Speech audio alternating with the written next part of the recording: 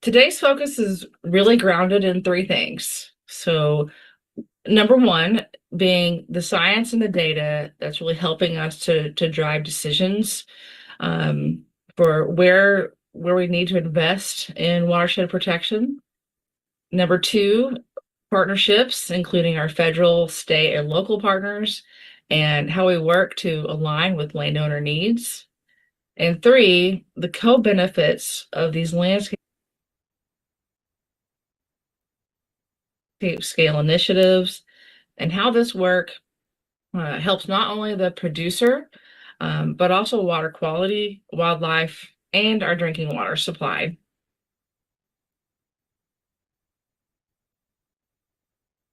Okay, so when we talk about our shared waters, I just want to take a moment and recognize the vast network of creeks and streams that run throughout the state of Arkansas. We're all really connected by water. And on the right-hand side, you see the major watersheds of the state. And in the Northwest Arkansas corner, you have two major ones, the Illinois River and the Beaver Lake watershed. And the Beaver Lake watershed is really the headwaters of the White River that flow north into Missouri and then east on over to the Mississippi and eventually drains down to the Gulf. So if we zoom in here, this is a closer look at the Beaver Lake watershed. Our major subwatersheds within this area include the West Fork, Middle Fork, and the East Fork of the White River, Richland Creek, and War Eagle Creek is the largest, draining over a third of the water into Beaver Lake. Beaver Lake now serves 1 in 5 Arkansans with fresh drinking water. This watershed is 70% forest, 26% pasture, and 6% urban. Over 766,000 acres, 1,200 square miles, 2,800 miles of creeks and streams, just a vast network of land and water that all drains to Beaver Lake. And the Beaver Watershed Alliance came online in 2012 to really help lead watershed management and help protect Beaver Lake and the integrity of its watershed. So we focus on education and outreach, technical assistance, and planning and analysis activities. So as you know, Northwest Arkansas is a growing region, and Beaver Lake is a cornerstone of this economic growth. So this work upstream really matters because we're preparing for 1 million people by 2045 or sooner, and this projected growth really makes sediment loading reduction essential to maintaining the source water quality for this growth, for industry, tourism, agriculture, and wildlife. And when we talk about shared waters, water is indeed life. We use it every day, and there are many users within this watershed. So we have to ask ourselves how do we make sure these shared waters are high quality for all the users, from the farm to the neighborhood, the floaters to the fishermen, and for our native wildlife and plant species that call this watershed their home too. So we do have 4 intakes on Beaver Lake, and so really any investments that we can make upstream directly impact our drinking water suppliers that fuel this region with fresh water. And so watershed protection is really an investment in the future.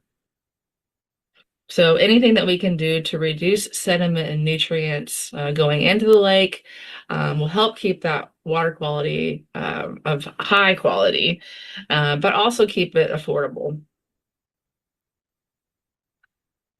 So everything that you hear today is going to really be based on voluntary conservation and action. We've worked over a decade to really learn the high value land management practices that work to reduce sediment and nutrient loadings, but also help achieve landowner goals and other goals in the state. So all of these are done in partnership with landowners, producers, and communities. And it's really this alliance that is working together for water. And we're just so grateful for our partners and our landowners that work together on these projects.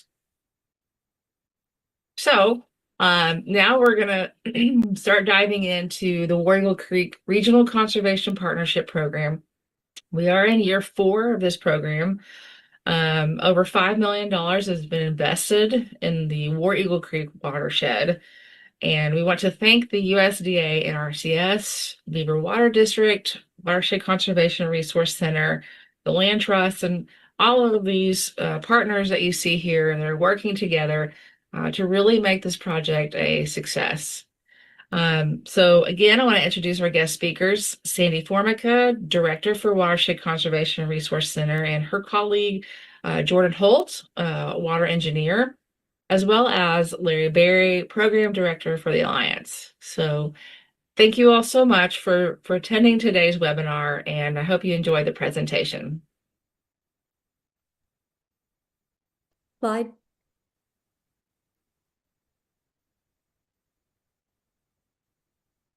First slide. Hi, everybody. This is Sandi Formica with Watershed Conservation, and good afternoon, and thank you for joining us today. I'm going to start off telling you a little bit about Watershed Conservation Resource Center, or WCRC. We have a passion for ecological restoration. We're leaders in innovative solutions to restore natural resources, and we support the region with watershed protection. Slide. And today, we're going to hone in on, we're going to talk about the War Eagle RCPP, but we're going to hone in on how landowner objectives aligned with assessment for water resource protection. Slide. So water resource management, it's not something we think about every day, but it's essential to our quality of life for the Northwest Arkansas region. Everybody needs and expects clean, safe, and affordable drinking water coming out of their faucets. So that entails protecting Beaver Lake and its watershed. How do we do that? It requires long-term planning and working partnerships. As Becky mentioned earlier, it needs to be based on science. It also needs to be based on stakeholder involvement. And what we have found is collaboration builds relationships and results in successful solutions. So the War Eagle RCPP is a perfect regional example for protecting water resources. It has successful partnerships. We're going to focus on the landowner partnership side of it today. And it leverages funding from outside the region, protects water quality, and it supports ecological resilience. And what a lot of people, the reason why they love Northwest Arkansas is for the outdoor recreation. Slide. So what is this program? It's a USDA Natural Resource Conservation Service program. It's not a grant. It's funded by the Farm Bill, and you have to compete with all 50 states to have a chance to be selected. It's for resource protection, and we're eligible in Northwest Arkansas because we're in the headwaters of the Great White River, and that is within the Mississippi River Basin. The resource concern is nutrients and sediments and surface water, and our goal is is source water protection. Slide. So Beaver Watershed Alliance and the WCRC, we work together to develop this RCPP application. It mirrored the successful West Fork White River RCPP. Both organizations worked on that project. And what was critical for this application was that we had a primary funding source from Beaver Water District, but we also had 14 partners that agreed to participate. The War Eagle Creek watershed assessment and planning showed that we needed sediment reduction in that watershed through erosion monitoring. It's a priority for sediment nutrient reduction. And we already had landowner participation for the large river restoration, and there was a backlog of landowners needing farm DMPs. It was selected for funding. Slide. And what made our application so strong was we combined the experience and skills from Beaver Watershed Alliance and the WCRC And we also shared the responsibilities of the project. And both of these things led to early project success. So Larry's going to talk about what BWA accomplished, and I will follow up on WCRC a little bit later. Slide. Thank you so much, Sandy, for introducing WCRC's role and yeah, just bringing to light how our strong and enduring partnership has really benefited the program and our source water protection in Northwest Arkansas.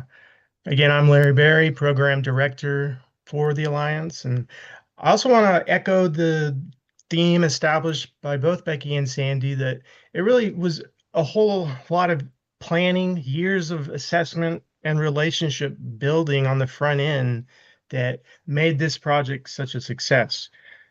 I also want to recognize the role partnership has played. Although the Alliance serves as the program lead, handling administration and coordination with partners, this has truly been a group effort. And I want to highlight the level of participation from all the project partners. They've been amazing to work with, and all of them have contributed to this program. And I also want to give a big shout out to the rest of the phenomenal Alliance team, from outreach to on the ground site visits. They've really supported the program every step of the way. They're talented, they're hardworking, and I just feel so lucky to get to work with such a passionate group of individuals.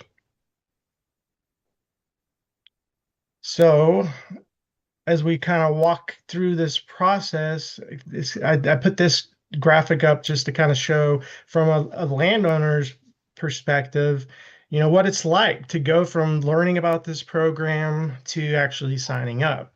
A lot of what we um, a lot of the tools we use to get the word out includes targeted mailers and postcards, which we really rely heavily on to make sure we're getting the word out to the landowners in the areas that we have prioritized as a place that really could benefit water quality by restoration.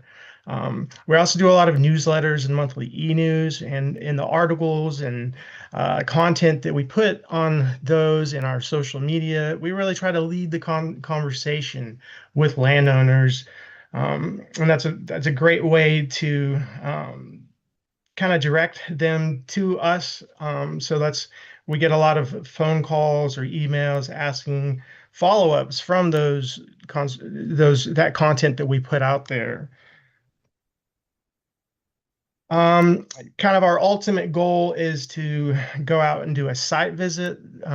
We specialize in going out, walking with the landowner, listening to their concerns, helping them identify what sorts of alignment, their goals for their operations, how those goals might align with the goals of this program.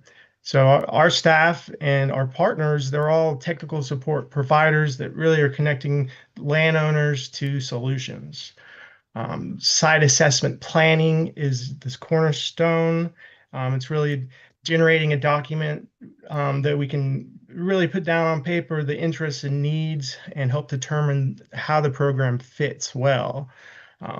For those that are, where we've identified really clear paths forward for addressing critical resource concerns, and they've expressed interest in applying, we really work with them to get an application turned in to our partners with within RCS at the county conservation districts and district conservationist level.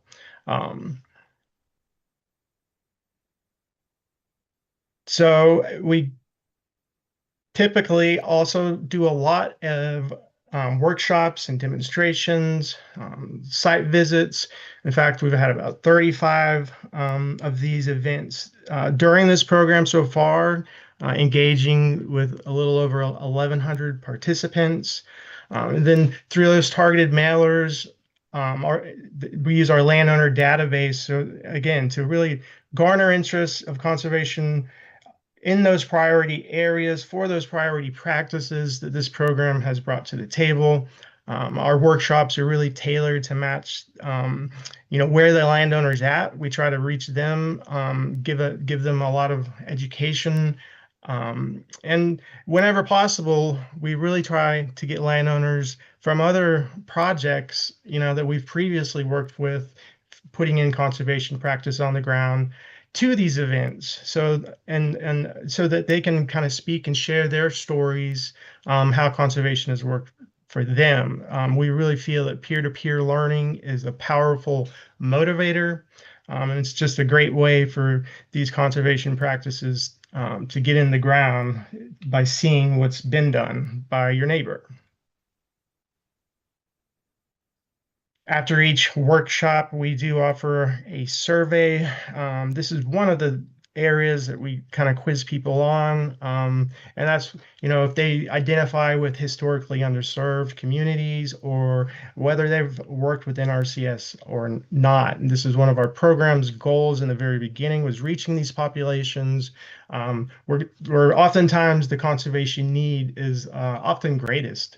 And so this chart here kind of is a composite from the information we've gleaned from these workshop surveys, and in total 60% of the people we've reached have never worked within RCS, and 40% are from historically underserved communities, and that's really led by the beginning farmers, but there's also limited resource and military veterans that are attending these workshops.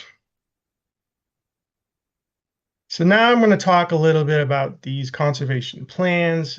Here's kind of an example of a site assessment map. So we've had a workshop, someone's reached out, and then, somebody from the Alliance, myself or Daniel Haygood, typically goes out. And that's where we really get to spend some time one-on-one with the landowner. In this case, the gentleman came to a workshop, invited me out, had a lot of issues with his riverfront property right on the War Eagle. It's kind of an atypical site visit. When I pulled up, he had a couple of four-wheelers ready, and so we got to spend a couple hours going around his 400-acre farm, looking at different things. So yeah, that on the right, you see this 1,200-foot long, heavily eroded section. He was losing an acre or more per year. Also visited around, looked at his cow-calf operation and sized road issues, as well as his watering needs for his stock. And in the end, we ended up helping him put in a modified pond to help with his water situation and to catch some of that sediment that's leaving that incised road. And we continue to work with him for another project, monitoring this stream bank. Hopefully, we'll be able to come back and address that in the near, not too distant future. Over the years, we've worked really hard to develop a repository of internal and external informational fact sheets and brochures. This is really to help supplement our outreach and education. These also serve as a good way for the landowners to kind of sit with the information. Maybe they're not ready to pull the trigger and move forward with an application, but this gives them a way where they can learn more about these ideas that maybe this is the first time they've been exposed to them, and then they're able to reach back out when they're good and confident that they're ready to move forward with an application. Just to give an idea of how much of our watershed we end up covering, this map on the right kind of shows since 2021 how much of the area we've engaged with landowners. And so far during this project, 203 unique landowners have been engaged. We've done 179 technical assistance interactions, so that's not really site visits where someone calls for information that we're able to maybe give them a fact sheet or put them in touch with one of our partners that would be more apt to be able to assist their particular needs. We've gone on 204 site visits, and created 57 site assessment plans. Our wonderful partners with the Madison County Soil and Water District have also created 53 nutrient management plans spanning over 3,000 acres. And we've also, the Alliance has installed 8, well, it says 7, but it's 8 modified ponds. You'll hear about one of these that the Watershed Conservation Resource Center actually did, as well as 13 low-tech erosion control structures to deal with gully erosion. So these last 2 practices are some of the innovative ideas and conservation measures that the Alliance is exploring as a way to help landowners improve water quality. Okay, so we've had a site visit. We've made the plan, and now it's time to apply. So we work really hard to reach these landowners throughout the watershed. We impress upon them the importance of resource conservation and watershed stewardship, and of course, all the opportunities available to them through this program. Once alignment is confirmed, the landowner applies. And so that's what this kind of process is an overview about. I do want to give a shout out to the district conservationists, Josh Fortenberry, Mike Whitus, and Tom Dodd. And Tom's in Madison County, where the majority of the watershed is actually located. And they do incredible work managing each landowner's case and all the requirements and legal obligations. Daniel Haygood, my colleague at the Alliance, and myself have spent a lot of time working with Tom as affiliates within RCS. And I'll tell you, it's really opened my eye up just how much assessments for the pre-approval process on the front end there is for each person that walks through the door. So my hat's off to the district conservationists. They do this amazing work, and we couldn't do this project without their help. So once the contract has, well, okay, we've gone through the pre-approval. That all those for that year goes into a ranking process. If they rank high enough and there's enough funds allocated that year, then we can move on to signing a contract. At which point the landowner is ready to commence with getting these conservation practices implemented. So this slide really kind of shows, what sort of practices are getting in. So far there's been 75 applications turned in, 44 contracts awarded, and a total of 211 NRCS practices funded. The pie graph, kind of the top right, shows what type of category where those practices are falling in. As you can see, most of them, the vast majority, are in pasture, followed by forest management, and then some pollinator habitat and riparian stream restoration. I do want to point out that 71% of these contracts have actually gone to historically underserved. You can kind of see that in the the pie chart. I'm sorry, the bar chart down at the bottom, and the majority of those are actually beginning farmer and ranchers. So really, really excited about that that reach that and that impact we're having in this important watershed. So this is just kind of a financial overview. There was $1.68 million allocated for this project. So those are federal funds to go to landowners for financial assistance. So far, 94% have been obligated. So that makes a remaining balance of a little under $100,000 that will be allocated this next sign-up cycle, which will most likely be late fall to early winter for the 2027 year. But the sign-up period is at the end of 2026. So now I'm just going to kind of walk through our goals juxtaposed by what we've accomplished. In the beginning, we really our overall goal was to put in 50 pasture management practices. in the little graphic of the war eagle in yellow is all the pasture area. So from that map, you can kind of see why that is the dominant our most popular practice, because there's just a lot of pasture and haylands in that area. So there's a lot of that's where a lot of this conservation help is needed. So far, we've put in a total of 121 pasture practices, 38 alternate, which include 38 alternative watering tanks and 46 heavy use area protections, 23 contracts for fence, that would be cross fencing or exclusion fencing. And for the fencing, it's actually a total of 19,000 linear feet of feet of fence. So just an enormous amount of fencing going in for improved forage and management. So really, especially for the cross fencing, is going to help these producers better manage and spread out the nutrients and utilize their forage each year, but also to help protect sensitive areas in the watershed, riparians and exclusion fencing around ponds. There's been 14 stock ponds and a total of 25 acres of pollinator habitat funded as well. Did want to just kind of share a success story of Mr. Presley in Madison County. This is another example. He came to one of our workshops. I went out and did a site visit with him, walked his property.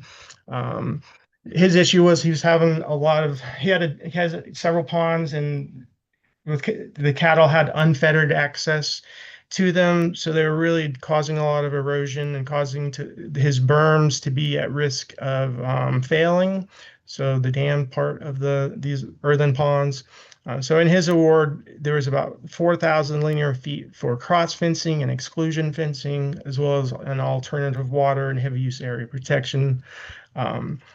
And I'll tell you, he's one of the hardest working 87-year-olds I've ever met. I'll be lucky to be working that hard when I'm 60. But I guarantee you he's out there today finishing up this project. Just a pleasure to work with folks like this all over the watershed, I guess. Yeah. Okay, for forest management practices, 37 were funded. Our goal was 25, so we've surpassed that. Pretty much exclusively, this has been prescribed burns and fire breaks. There's been nearly 2,000 acres planned for prescribed burns, and over 32,000 linear feet of fire break installed, which is several miles. I was surprised. We didn't really anticipate there'd be quite so much interest in the prescribed burns, but they really are into it out there. Many of the landowners, and these are all practices that really support the long-term forest health, which of course increases our watershed's integrity. 25 unpaved road improvements. Our goal. 18 have been installed. These include 13 water bars, or as they call them out there, jerker bars, one broad-based dip, 2 water diversions, 1 surface topping and shaping, and 1 stream crossing. For our ponds, our goal was to put in 10 modified ponds. So far, we've put in 8, including the one that WCRC put in. We have 3 more that are planned, in addition to the 14 stock ponds that I already talked about in the pasture slide. So that's actually I did a calculation that's close to a little over 30,000 cubic feet of additional water storage in the watershed.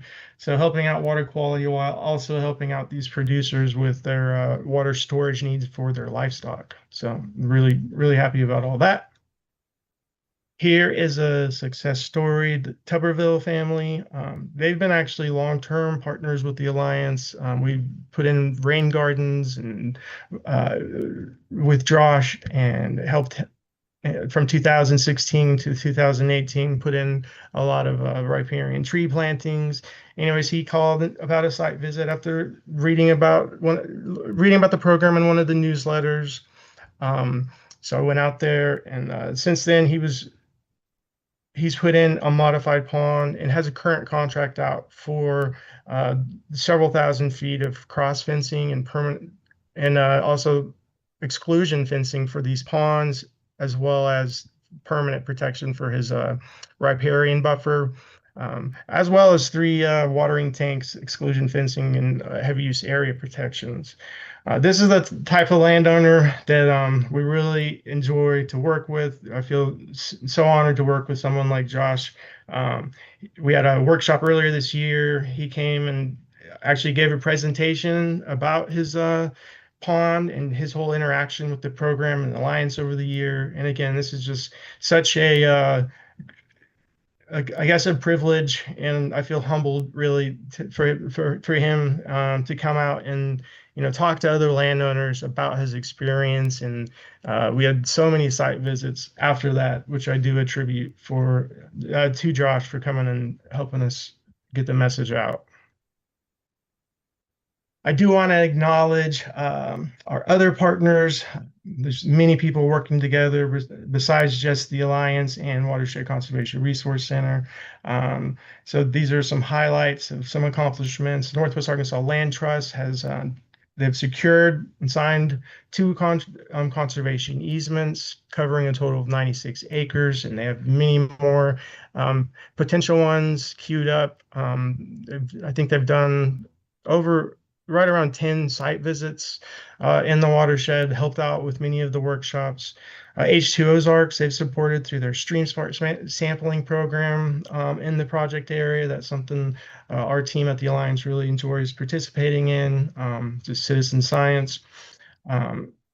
Arkansas Game and Fish Commissions, they contributed towards the project with matched through their feral hog trapping and fire lane maintenance programs. They've also helped out with many of our workshops. The Arkansas Archaeological Survey, they've presented at our workshops, and they've just helped out get the message out, especially about our Ozark caves and the archaeology, sort of kind of a historical context. And of course, Beaver Water District, their source water funding grants, sorry, their source water protection funding really made this grant possible. They're a major contributor to the supplemental funding they put forth too, that helps to offset any additional costs that landowners might incur while putting these practices in. And Farm Bureau, another long-term alliance supporter that put in some money to help offset the cost to landowners and help to make this project a success. So as the practices go in, the Alliance, we track everything and come up with estimates using the pollution load estimation tool. So based on practices that I've analyzed to date, which is really only about, I'd say about a third of the practices, we estimate that there's been a reduction annually of about 556 tons of sediment, 3,600 pounds of nitrogen, and 1,000 pounds of phosphorus. And this WCRC will talk about the reductions that they've measured from the Rawlins project, the large restoration project, in a bit. So again, I just want to emphasize that, yeah, it's really the partnerships that we're able to get all these people, resources, time, and efforts. And it's kind of like a special recipe that works really well to get conservation on the ground and protect our source water.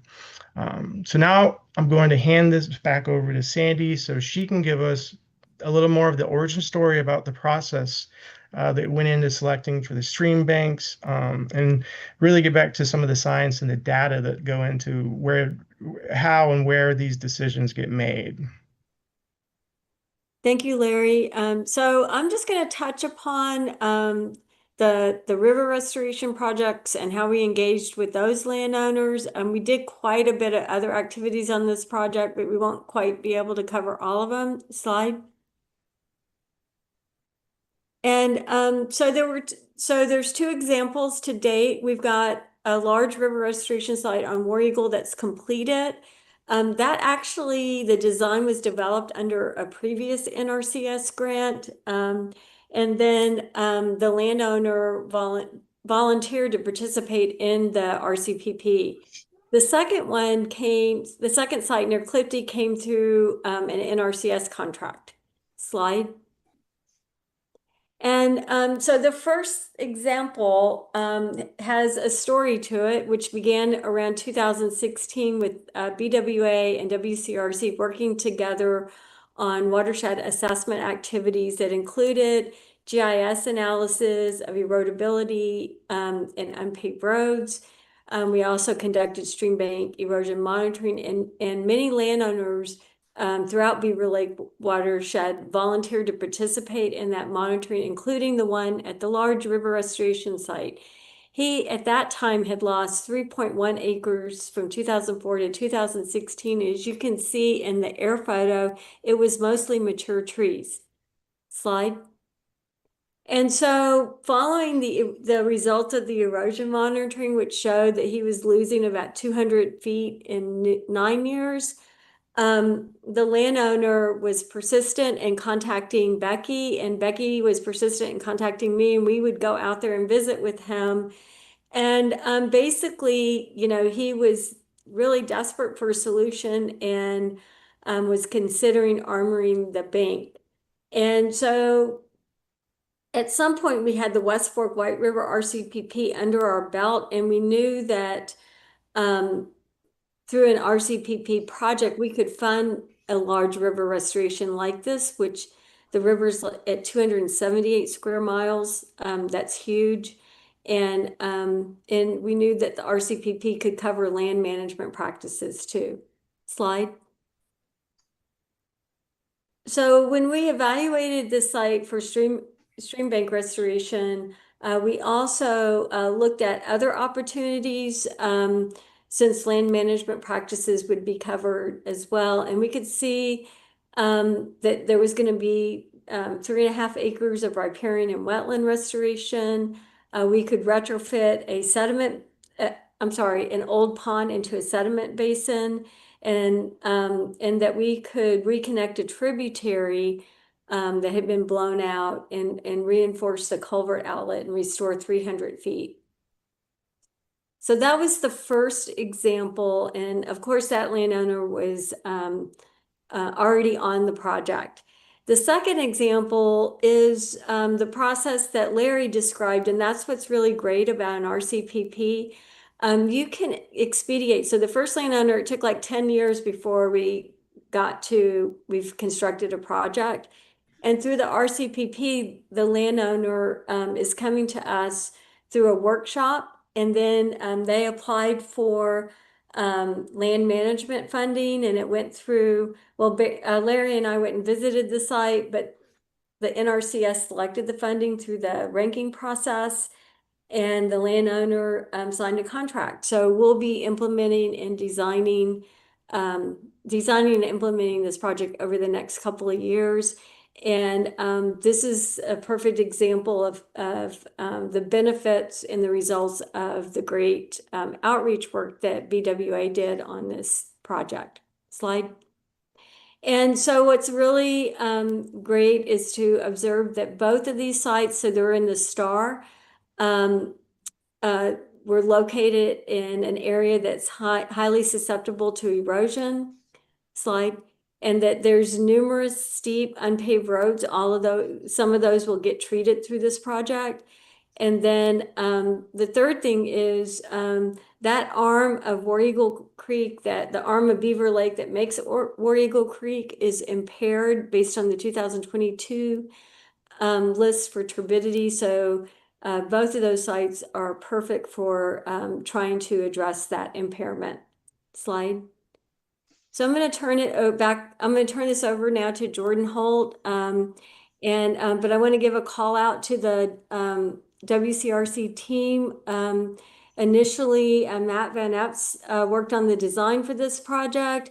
When we were constructing, Jordan Forbes and his team did all of the revegetation, and that's a lot of hard work. And then there were many others, staff that participated, and Jordan Holt was out there the whole time overseeing construction. And then a call out to Flow State, who won the bid to do the heavy equipment construction. Okay, Jordan. Yeah, thanks, Sandy, and thank you, BWA, for sharing some of the results of this project and some of the successes. I'm going to be going through our large river restoration and then some of the land management practices that came with it. Next. So this is a look at the site prior to restoration. We had a rapidly eroding large 10 to 12 foot tall cut bank. It's about 1,200 feet in length. Above that, we had a fallow pasture that the landowner was no longer able to utilize, and just general instability for the stream. This is an overview of our design. It shows how water would move through the project with those blue arrows. Some of the main concepts we utilized for the project would include, first, establishing a stable, competent main channel capable of conveying normal flows while maintaining aquatic habitat and reducing bank erosion. Second, we wanted to provide additional flood storage by reconnecting or protecting portions of an existing side channel and low inner floodplain bench. During large floods, these features allow water to spread out. It's going to reduce our flood elevation downstream, and it's also going to decrease some of that erosive force acting on our restoration. Finally, we wanted to improve ecological function by creating or protecting a variety of habitats for aquatic organisms and native riparian vegetation, and that is going to serve as a buffer from the agricultural land use uphill. A second component addressed an ephemeral tributary entering from the south. Historically, runoff entered through a cattle pond before reconnecting with War Eagle Creek. After a major flood, the tributary abandoned its previous alignment and cut directly into War Eagle Creek. We restored that connection by first enlarging that cattle pond to function as a sediment basin. This is going to allow some of that sediment coming from a heavily pastured once per mile watershed to settle out before reaching the main stem. It's then routed through its historic channel. That's going to reconnect the floodplain for that tributary. We're going to improve groundwater interaction and protect the restoration. Construction began in September 2025, and we completed major earthwork in January 2026. Throughout construction, we emphasized the use of on-site material and soil whenever possible. In doing this, we were creating wetlands and additional floodplain habitat. In the top left of this image, you can see our sediment basin. Below that, we have our restored riparian bank. War Eagle Creek is flowing in the middle of this image. We have one of the wetlands we created in the bottom center. Then we have our active side channel in the bottom right. Before construction was complete, the site experienced a 10,000 CFS flood event. In this image, so we had our tow wood established, but we hadn't done the additional restoration work on top of that. So after that flood, we lost some gravel, but overall the project remained intact. This kind of gave us some insight into how the site would behave under real conditions. Some of the other lessons learned during the restoration: in situ soils in that creek gravel is very loose, and when you are using it to restore a riparian bank, it gets heavily compacted under heavy equipment. So you're always going to need more material than what you have on paper. We had to adjust our design and expand some of the borrow areas to finish the restoration. Another lesson we have is to emphasize the use of on-site riverine soils and woody debris in lieu of importing material. We received a number of truckloads from different developers. One of them, or a multitude of them, we had very powdery, nutrient-poor soils brought in, and these were not suitable for our riparian plants. So we ended up having to bury it and put better soil on top of it. We also got some woody debris, some brush material that was littered from trash from a different developer. So we had to deal with all that litter and get rid of it.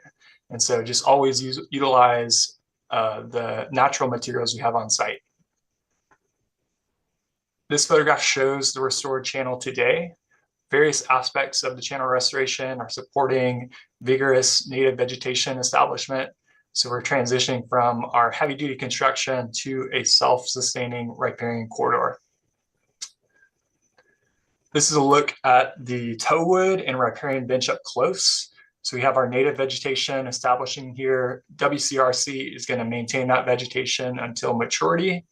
On the right, you see a schematic of what that toewood looks like.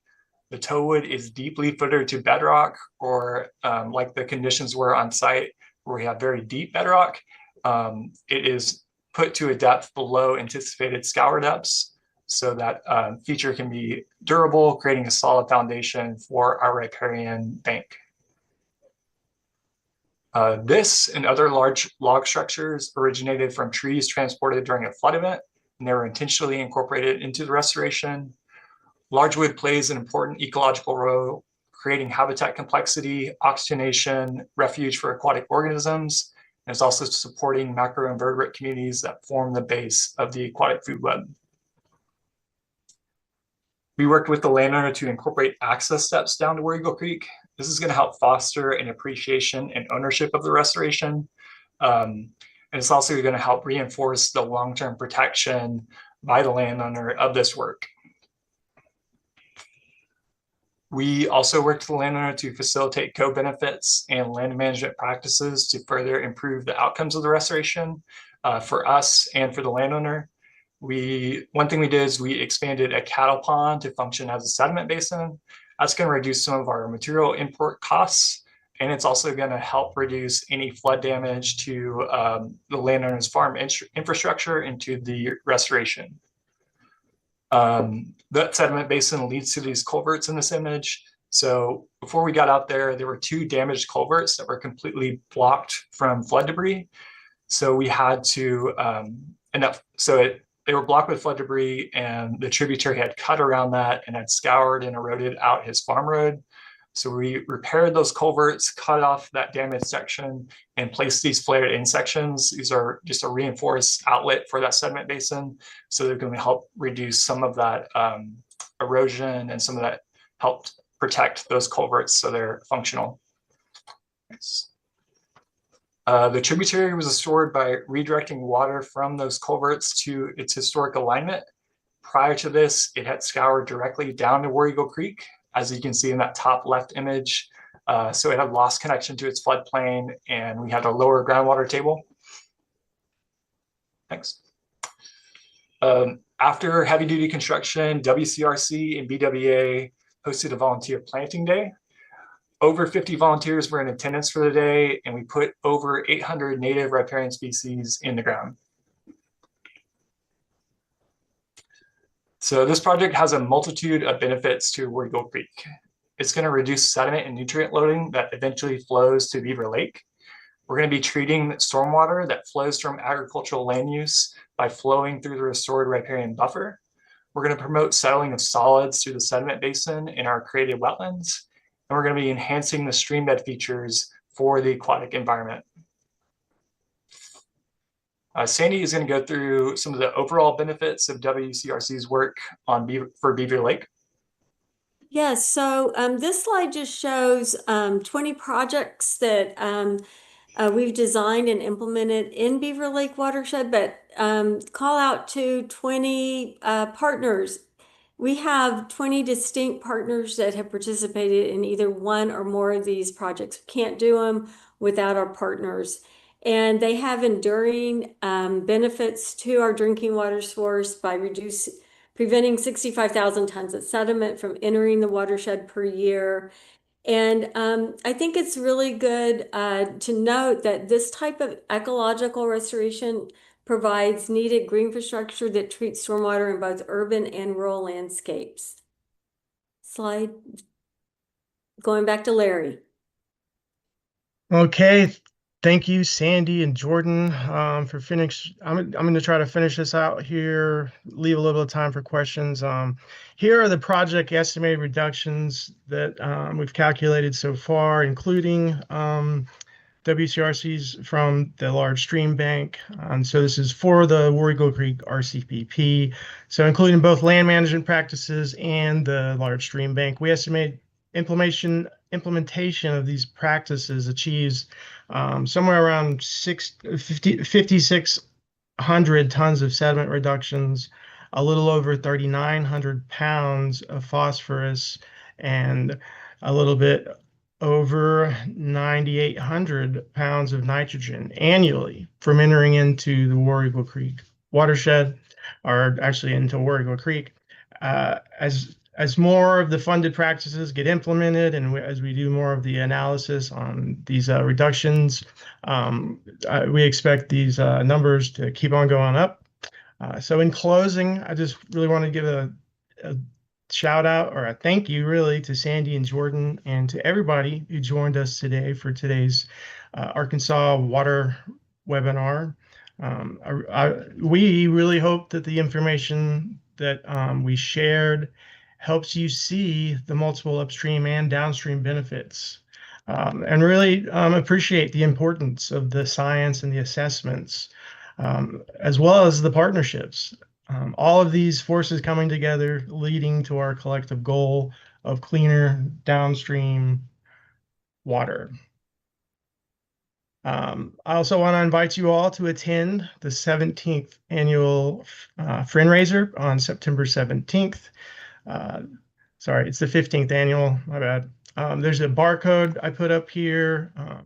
It's at Bunch Park in Elkins from 6 to 8:30 p.m. You can follow that link on the barcode to either register or just learn more about it, but just come join us. It's a lot of fun, food and drink, friendly conversations, and even some dancing.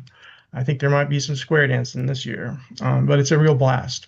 Watershed Conservation Resource Center also has a lot of upcoming events. That's what you see on the table below, but you can reach out to Kelly Beth for more information. We do encourage you to register soon for all of these events, just so we have a good head count and so registration doesn't fill up too quickly or to capacity. But thank you very much. With that, we're going to just conclude our presentation and open the floor up for any questions. So we'll start going through the Q&A and seeing what we can answer. Great.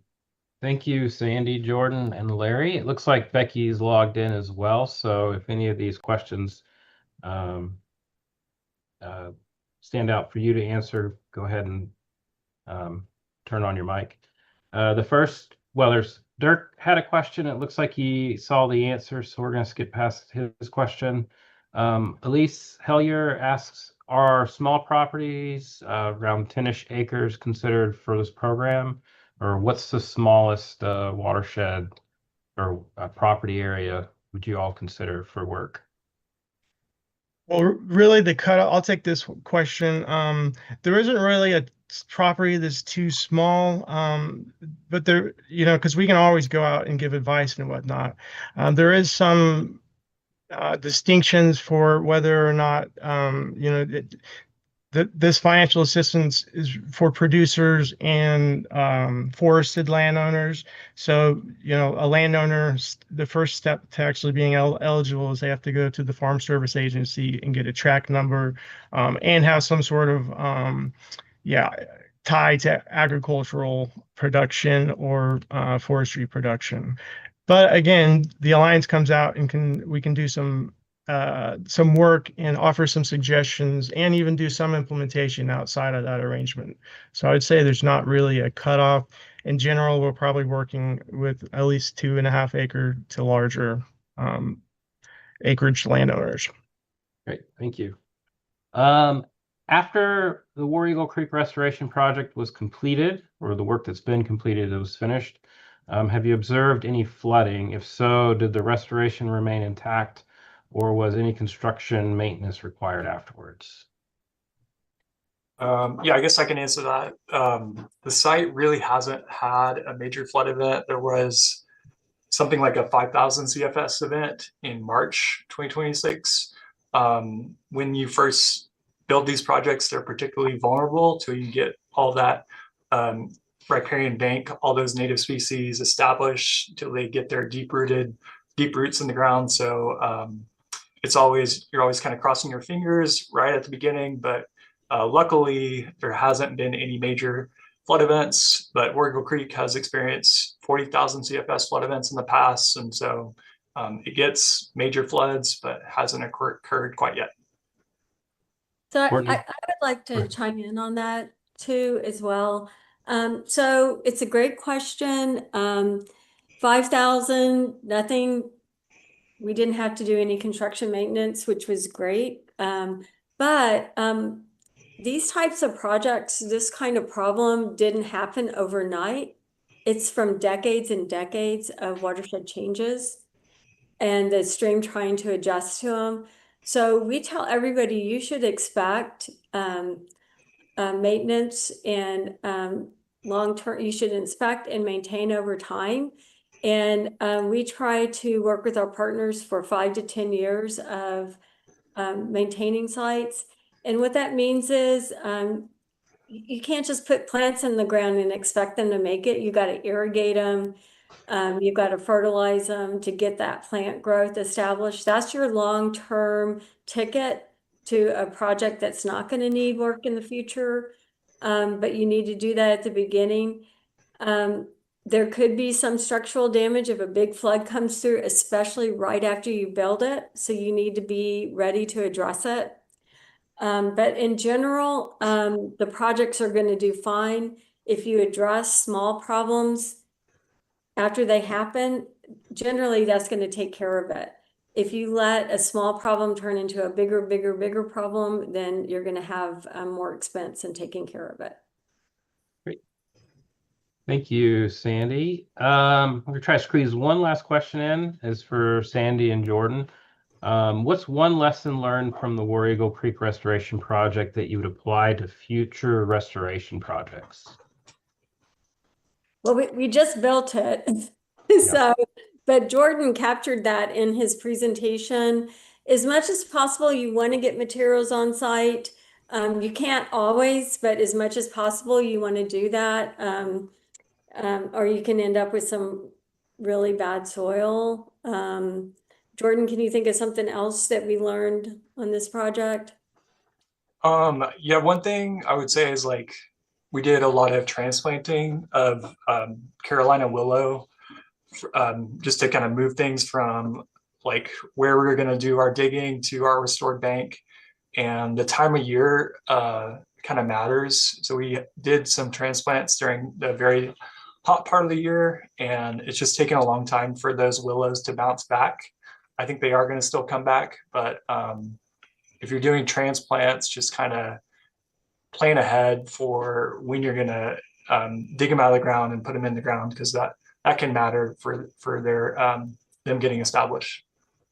And just to chime in on that, so these projects, we have to build them all year round. So we don't have the luxury of making sure that all of our transplanting would occur in, February through April would be like the best time. Fall's not bad. And sometimes we end up in the hot summer during construction and we have this problem that we're going to transplant some willows. But we did come up with a new technique where we cut a bunch of stakes and took them back to our nursery and planted those in pots, and actually they did great. So we were able to salvage material that way, and we're already incorporating that into other projects. As far as the transplanting we did on site, we did the best we could. And I checked with Jordan Forbes, and we're getting about 50% survival on that, which for an August planting is not bad. Thank you. It looks like we've come to the end of our time. Please consider registering for the September webinar. The link in the chat box. If you have questions that didn't get addressed, please reach out to our speakers and ask them directly via the emails that were provided. All right. Thank you, Brad. Thank you, everybody. Thanks, Brad. Have a good rest of your days. You too. Bye, everybody. Take care.